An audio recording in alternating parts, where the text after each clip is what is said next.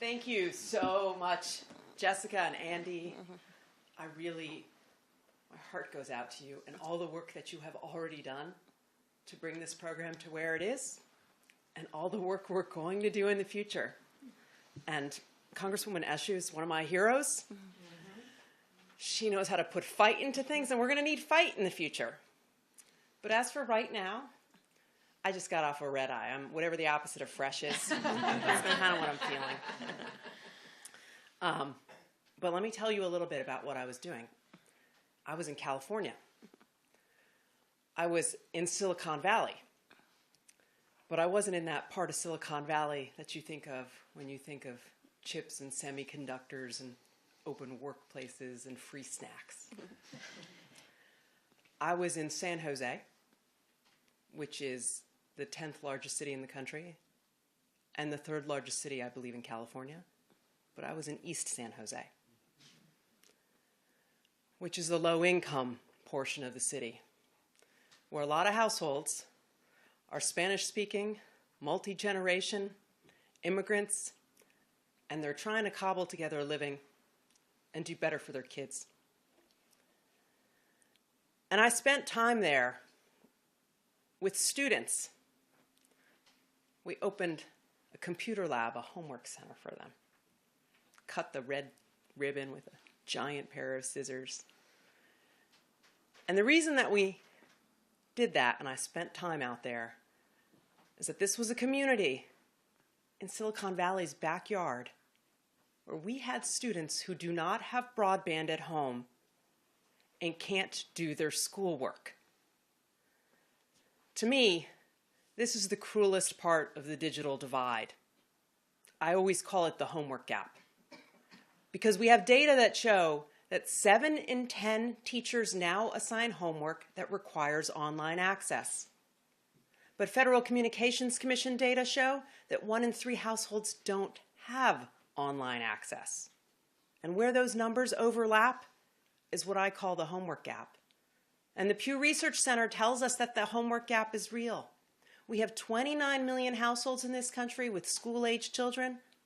5 million of them have no access to broadband. So think about what it's like to be a student in one of those households. Like the kids I met in East San Jose.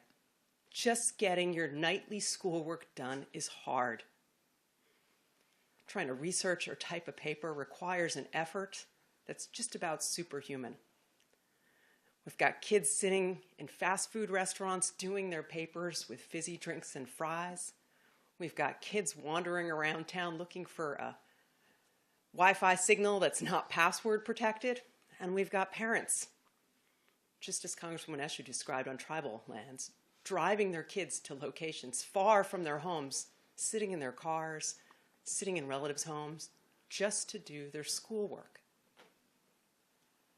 We can do better than this. I'm convinced of it. And I'm convinced that there's nothing partisan about saying we can do better than this, because the future of the economy depends on a digital and diverse workforce. We all know that STEM fields are growing faster than any other field in the economy, and we all know that the diversity of those who work in STEM fields doesn't reflect the diversity of our population. But we can do something about this, and the place to start is with homework and making sure every student is connected, not just at school, but at home. Because the homework gap is the cruelest part of our digital divide, but it is within our power to bridge it. And that's why I'm so proud of some of the things we've done with your help at the FCC.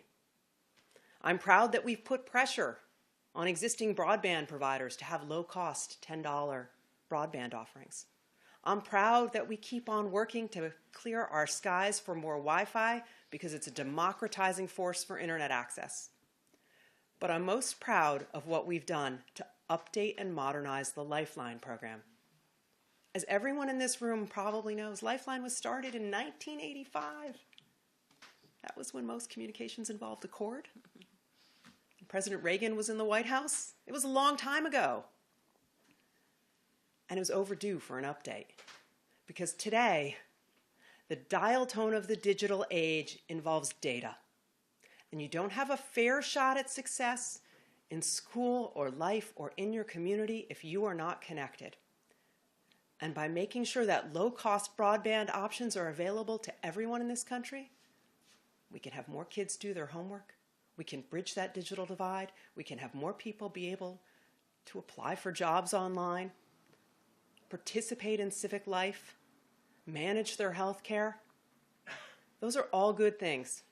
And I'll submit to you, I don't think there's a thing partisan about wanting more people to be able to participate in civic and commercial life.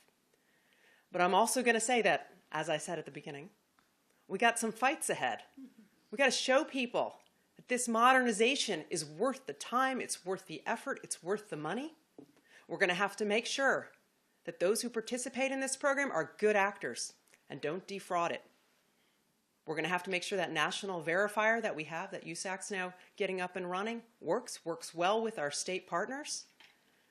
And then we're going to have to start talking about the success stories, not just Jessica over here, who can vouch for you that this was a program she used. And it pulled her out of a hard place. But we're going to have to make sure that we take those stories and we let people know that there are stories like that in every state all across the country. Because I believe great programs like Lifeline do not thrive without continuous review, attention, and care.